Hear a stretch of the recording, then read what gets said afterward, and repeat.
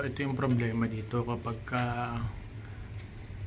hollow block yung kinabitan nyo tapos hindi siya ganun katibay, hindi siya buhos, may tendency umuga. Ayan, magalaw siya, lumabas nga siya. So sinabihan ako nung binilang ko, lagyan ko daw siya ng elastosil. So pakita ko sa inyo para tumibay ito. Although itong dalawa sa baba maganda naman yan. So itong dalawa sa baba maganda yung kapit niyan. Ito lang sa taas umangat siya. Ito rin may konting ugayan yan. Okay.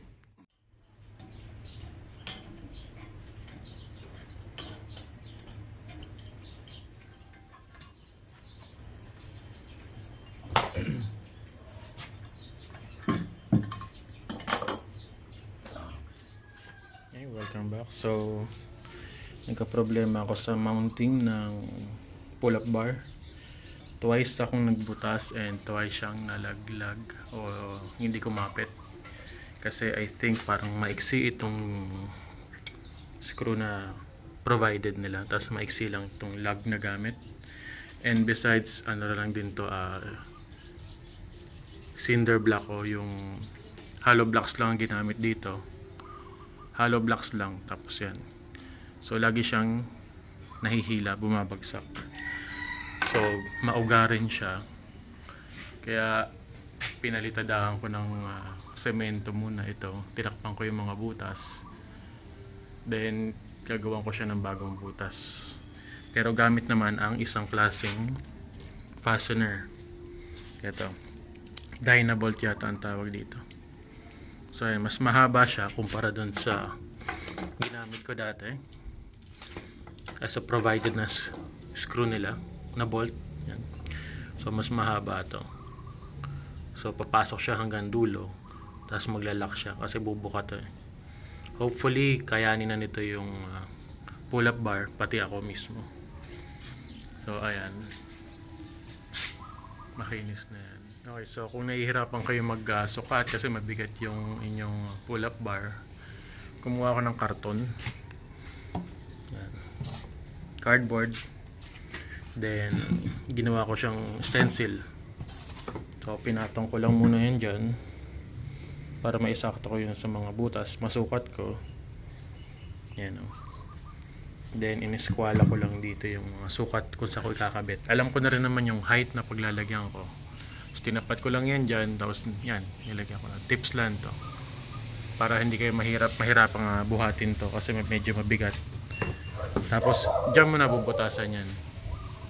Pagkabutas, ikakabit na natin tong ating dynabolt. Okay, stay tuned. So, kung makikita nyo, sakto naman yan sa ating butas dito. Yan.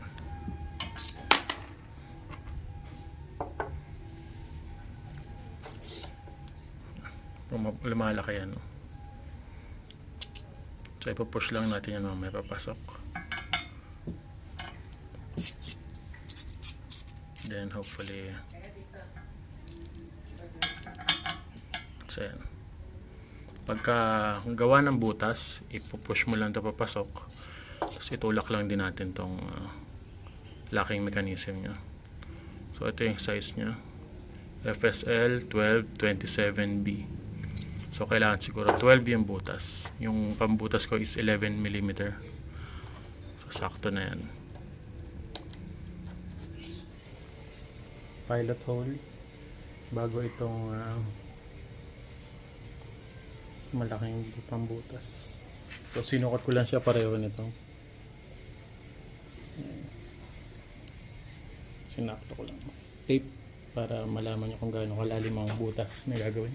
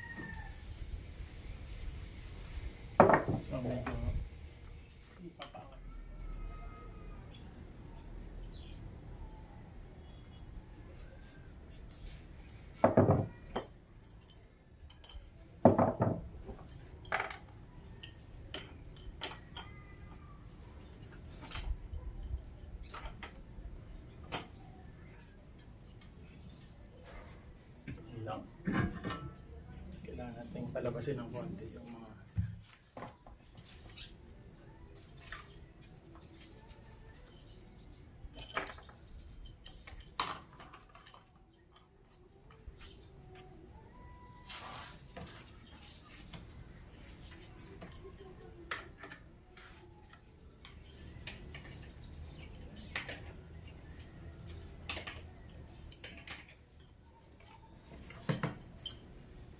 okay, so medyo ambas na siya. Gawin lang sa lahat yan.